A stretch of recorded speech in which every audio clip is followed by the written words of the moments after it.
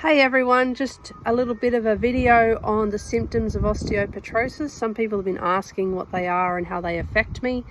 This is my own experience. This is not the experience of anyone else that has the disease, because the symptoms are variable and the comorbidities are variable, and we're not sure exactly which are a result of osteopetrosis or just the person that's suffering from it. The first one is the fragile bones. I don't know anyone with a disease that doesn't have fragile bones. I have this symptom, and it basically means that our bones fracture and crack rather than smashing like someone who has osteoporosis. So in our bone makeup, if you like, we have too much calcium. The body is putting the calcium in, but it's not really getting rid of it properly when it's ready to go back into the blood. So we end up with bone upon bone, basically. And this does encroach on bone marrow, and it also encroaches on nerve signaling and other things. It also makes the bones quite heavy. So things like floating in water and that kind of thing is really difficult, because we just don't have that hollow space, or a lot of hollow space, a lot of bone marrow in the bone. Some of us have no bone marrow in some of our bones. I have limited bone marrow in my pelvic bones, and we're not sure about my femurs, but I am going to assume that it's possibly normal because I haven't broken them. A lot of people with my disease have broken their femurs by my age at 35. I haven't done that, so it could be assumed that that bone is not as severely affected as other bones in the body. I have fractured my spine, ribs, head, lots of toes, a few fingers, not that many, but a few, ankles, feet, lots of feet, everything to do with the feet. I've probably done them, I don't know, about 20 times, broken each foot. I broke a lot more when I was younger, possibly due to the epilepsy medication they had me on that actually causes hypocalcemia, which is where there's not enough calcium in the blood.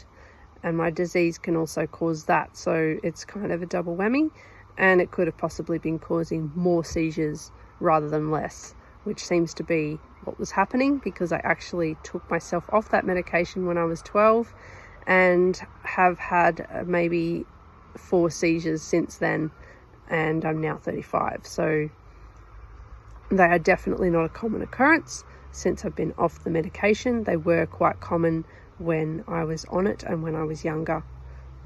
So I may have just outgrown it, or something happened and the medication was just a coincidence that I took myself off it and they stopped, or it may have been that it was actually hindering the healing from that problem. So that goes into the neurological issues that come with the disease, usually because the bone has encroached on the signaling ability of nerves, and so then we end up with the blindness. So when I was 18 months old, they operated on my head. They cut my head open, basically from ear to ear, and drilled a big hole in the bone so that the nerve signaling could get through easily to the right eye, or from the right eye to the brain, I should say. And this worked. I do have about 2% sight in my right eye that I may not have had if I didn't have the operation. So I am totally blind in my left eye and have 2% sight in my right. The other thing that the nerve issues does is it limits my control over facial muscles. So my face does the expression that it wants to do. It may not have anything to do with the emotion that I'm actually feeling. It just does whatever it wants. I do have a little bit more control over it now than I did when I was younger, but it still just does what it wants when I'm relaxed or not trying to smile or do anything. And smiling is really difficult for me to do if I'm not doing it sort of naturally and not thinking about it, because obviously my face can actually smile when I'm sad, or it can frown when I'm happy and all that kind of stuff. So it does all sorts of weird things. And kids generally notice. They generally point out, oh, she's got a funny face. And I do. It's fine. I'm not offended at all. It just does whatever it wants. My eyes move around not because of that lack of nerve control, although it could be. They move around more so because they're looking for light, and it's called nystagmus, that particular condition. This makes reading quite difficult, so it does take me longer to read something. My uni is slower than other people who are studying the same course. I'm the only one who's vision impaired that's studying my particular course, or doing my particular course in naturopathy health science. So yeah, it's just a bit slower. That's how the vision affects me, because of the movement of the eye. So reading, I have to slow or stop the eye from moving and read that word or that sentence, and then it will move again, and so I just wait and then make it still again and read the next bit. So it's a little bit slow. Other stuff is pain. I get like a numb, burning feeling. I know that sounds a little bit sort of counter like normally numb is cold, but mine is hot and it burns, and it sometimes stings like something bit me, and it sometimes has like an electric shock feeling, mostly in the peripherals, so hands and feet mostly, and legs, but sometimes in the spine as well, right up to the back of my skull. The pain isn't really severe. It doesn't really affect me. It does make me tired and could be the cause of what they call chronic fatigue syndrome, although I don't tend to have any autoimmune markers for that. I do get tired really easily, and it could be because of dealing with the pain and the stiffness and stuff like that and heavy bones. So it may not actually be autoimmune as such, although I do have psoriasis, so there is some autoimmune going on. That's probably not related to the disease, but I think the chronic fatigue is more just fatigue that's caused by carrying around really heavy bones and the nerve pain and things like that. I do have slight tinnitus, so there's that. That's a neurological thing.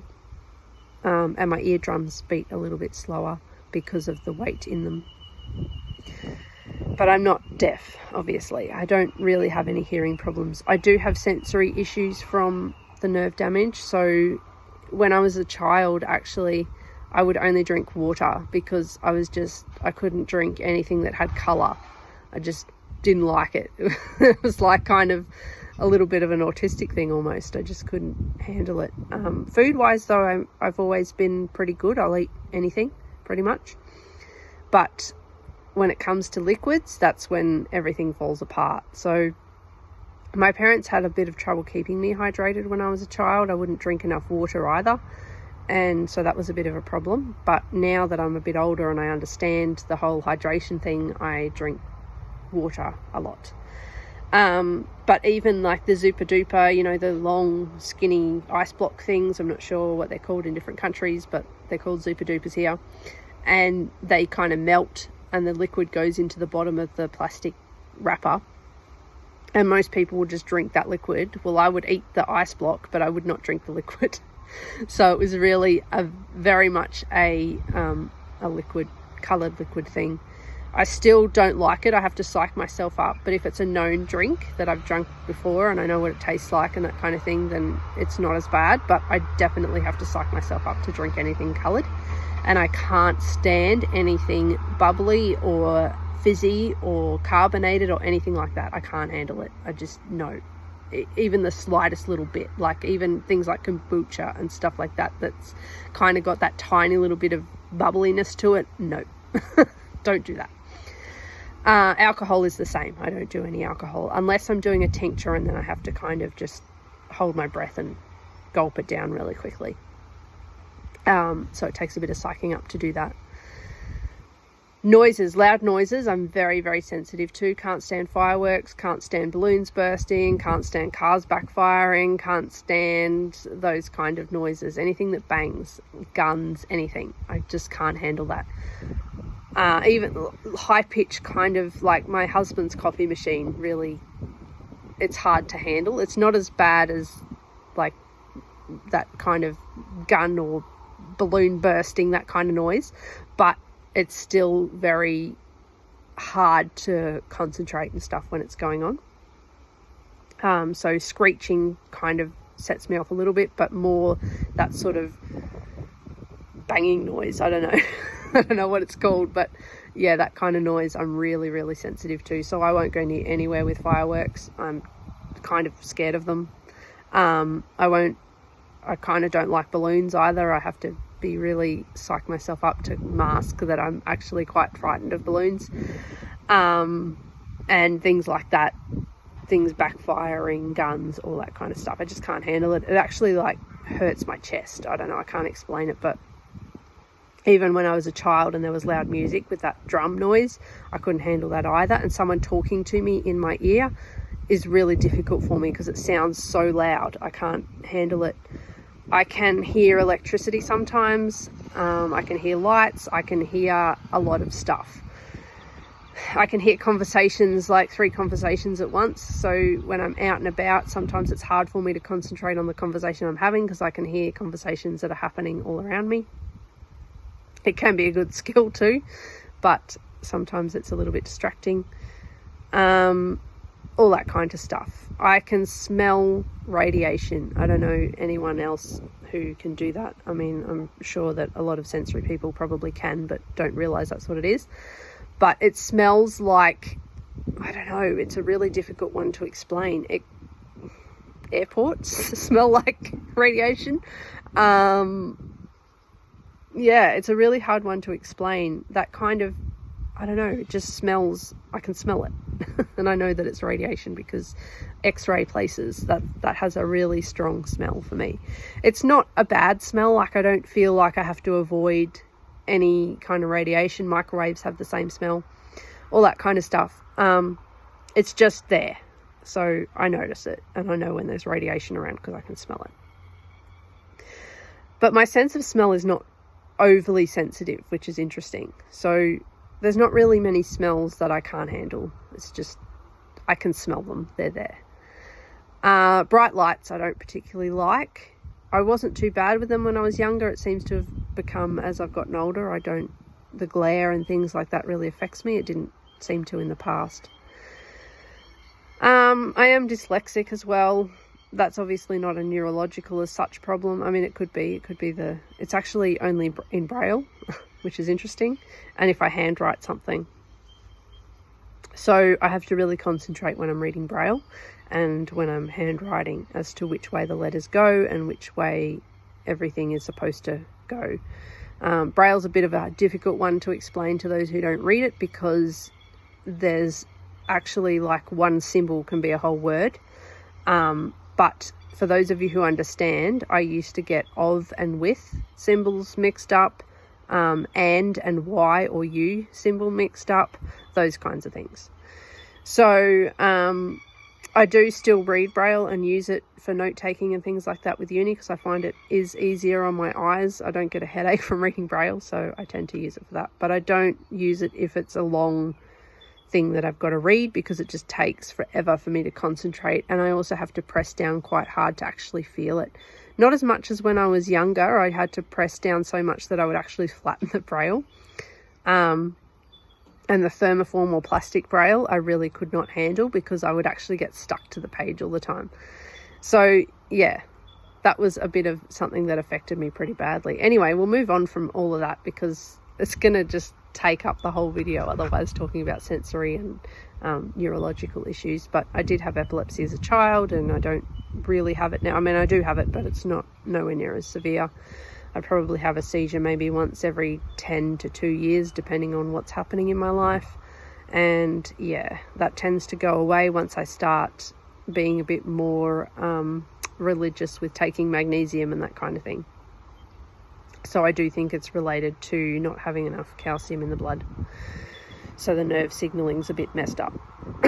Anyway, the next thing is organ differences.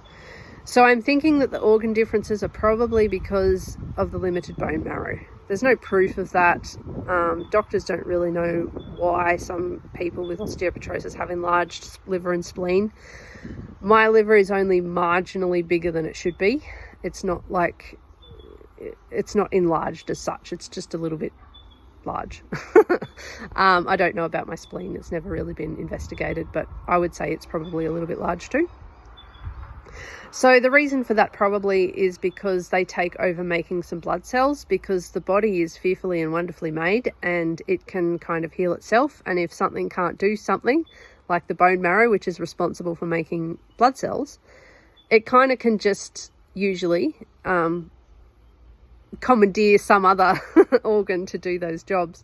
So the liver generally will make some red blood cells anyway, but mine probably makes a few more than what the average liver does, and so it's a little bit overworked. It does have a little bit of a sluggish function because it's overworked, I guess, and it has trouble storing some stuff like iron and minerals and things like that. So there's a few little storage issues there with the liver, and so I just have to be a little bit careful nutritionally and make sure that I'm meeting my requirements so that it doesn't need to store too much, because there might not be much room, I guess, when it's trying to make some red blood cells, because possibly there's little or no bone marrow in some of my bones. As far as I know, I have normal bone marrow in my femurs, and the only reason I say that is because I haven't broken them. A lot of people my age at 35 have broken their femurs. It's a very, very common thing with osteopetrosis. I haven't, and so possibly there's bone marrow there, possibly there isn't. We don't really know unless I break it. But I do know that the bone marrow in my pelvic bones is limited because I have broken both of them and I didn't bleed to death, so that's great. But I did have a little tiny internal bleed, so obviously there is a little bit of bone marrow still there. The spinal bones normally have bone marrow in our disease, but some people, they don't, and sometimes as they get older, the bones start to encroach on the bone marrow space and they no longer have bone marrow, and in most cases the liver and spleen will take over. So that's interesting. I don't have anemia, but I do have low stored iron, not so much free iron. There's enough free iron in my blood, but stored iron is limited. This could be because of the liver function, and it could be because of the limited bone marrow. Fat storage is pretty variable in our disease. Obviously in the bones is some fat storage, and where there's no bone marrow there won't be any fat stored there, so I guess there would be a risk of more adipose fat, which is like around your gut and things like that, where it's kind of more in the muscle than it is in the fat cells, not so much in the muscle, but you know what I mean, it's not in the bone. I do tend to have a little bit of a bloated belly. This could be because of the sluggish function of it though, and may not actually be related to fat storage, but it could be. I am average height and weight, so I weigh 62 kilos and I am 171 centimeters tall.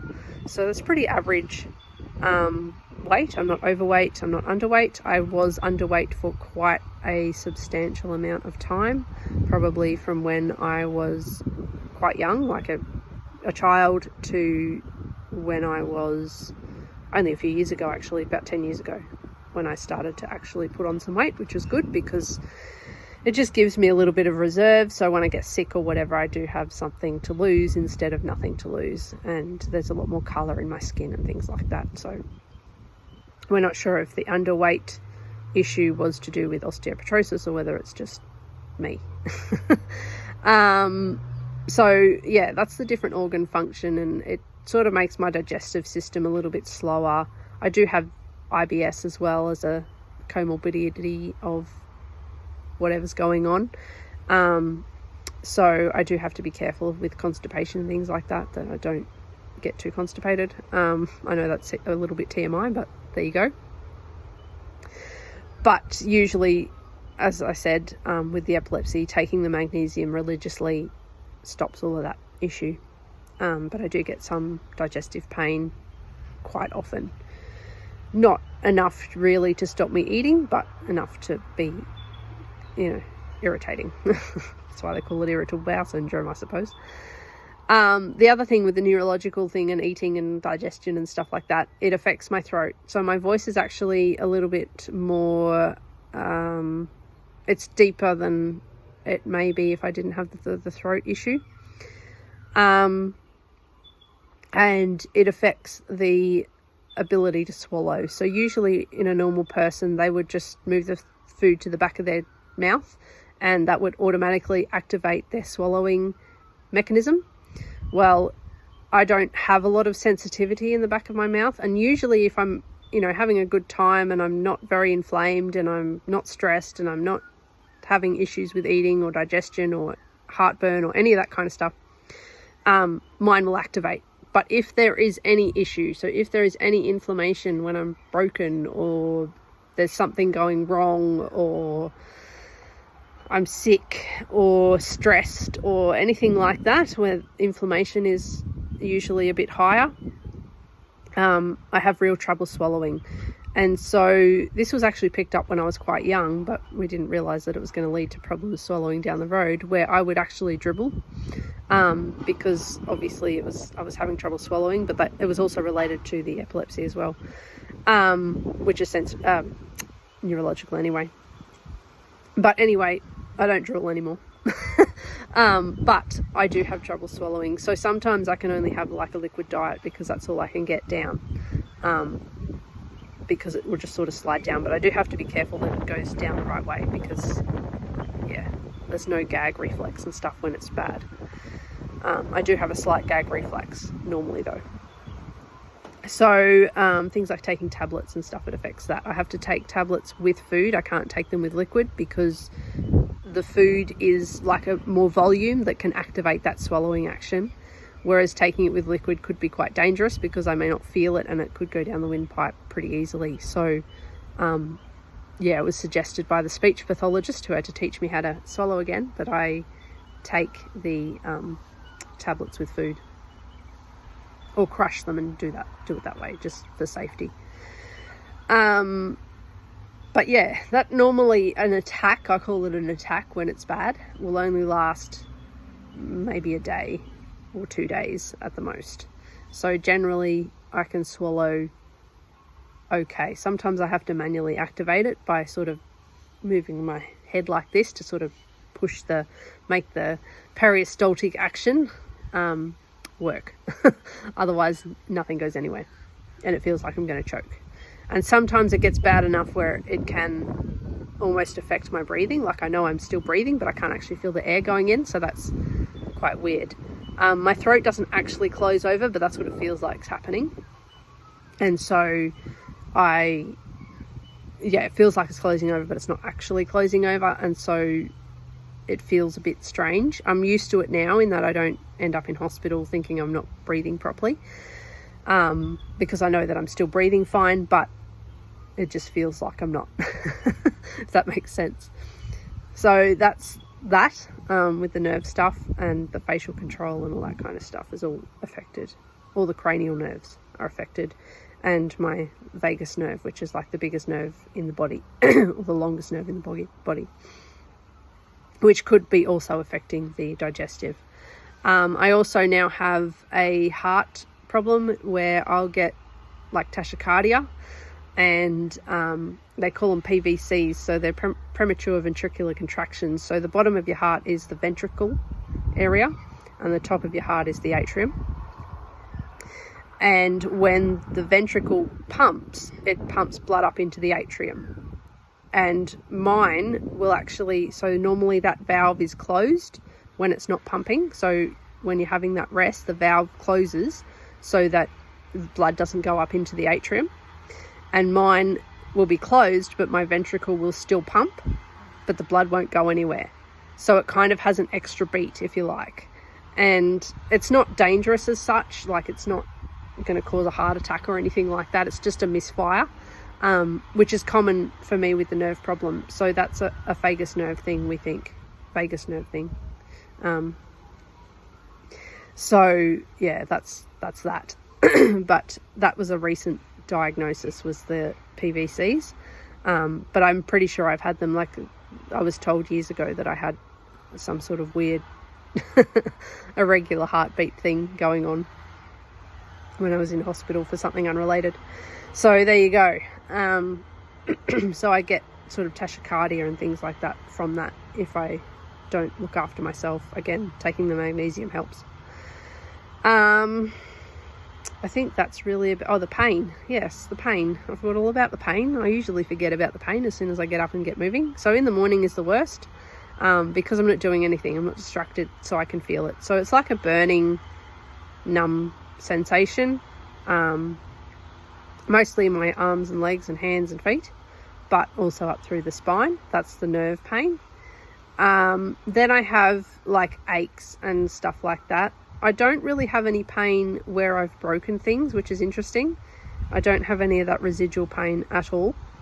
And where my arthritis has been seen on x-rays and stuff is not really that painful, but definitely joints. My spine gets quite painful sometimes just from the bones being so heavy.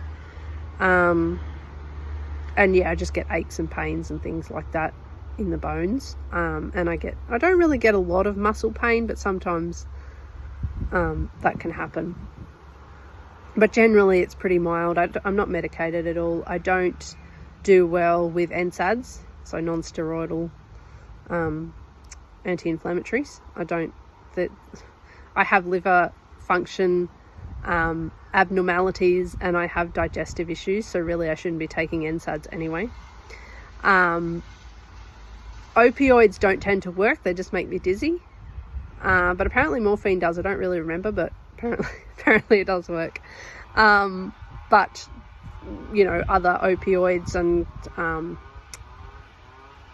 sort of narcotics and things like that, they just tend to make me dizzy and don't actually take the pain away, so that's a bit of a problem. So really all I have is Panadol, and so I'll take, if I break something, I'll take a Panadol Osteomol. I think it's like a little bit higher in paracetamol. I'll take 2 of those for twice a day, usually for maybe, I don't know, 3 or 4 days, just to get through the worst of it, so I don't end up with that residual pain. I mean, it still hurts if you move it. Any bone does when you fracture it.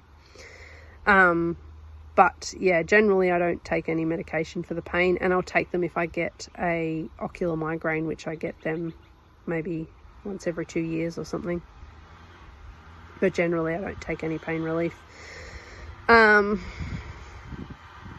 Yeah, that's pretty much it. I don't take any medication for anything. I'm not on, apart from the magnesium powder that I take every day, as long as I remember. Sometimes I forget. And vitamin D, if I don't get out in the sun, I'll take an active vitamin D supplement. But other than that, I don't take any medications.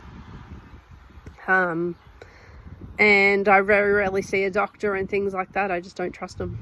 I'm sorry if there's any doctors watching, but I just, you know, I don't trust the system. It's not personal. I don't trust you. I'm sorry. It's just the way it is. I've been messed up so many times by the medical system that I don't trust it. So I very rarely see them unless I'm trying to get a diagnosis of something and I need like a blood test or I don't know, some sort of test, an x-ray. I don't do x-rays very often, only if I've broken something serious. If it's just a toe or a foot or a finger or something, I'll just strap it up and get on with it. But I'll go to the hospital, you know, if I break something like a pelvis or whatever. Yeah, that's pretty much it as far as the effects that this disease gives me. I don't really feel sorry for myself. I give myself 1 day a year that I'm allowed to be like, oh, why me? And that's it. I'm not allowed to have any more than that. Sometimes I do have more than that. But because I have that kind of rule in my head, it's kind of like I get back on track very quickly. It's 1 day, you know, like I'm only allowed to have 1 day. And that's it. Because I just have to get on with life. You know, I want to live life. I want quality of life. I don't really care that much about quantity. Like, as long as I'm alive and healthy, I'm happy to be here. But when I kind of become burdensome on myself and other people, that's when I kind of get a bit, I don't really want to be around. And I guess that's the same for a lot of people. They sort of feel that way. But generally, I would like quality of life for as long as possible, and as long as I'm here. This disease probably will kill me by some comorbidity or another at some stage, but generally, you know, people are living quite long and happy lives with this disease. I do have quite a severe case of the disease compared to some others that just have fragile bones, and some have fragile bones and vision impairment, but they don't have any other neurological problems, and some have very serious condition where they could actually die if they don't get a bone marrow transplant. So yeah, there's different variations, but generally I'm pretty good. So there you go.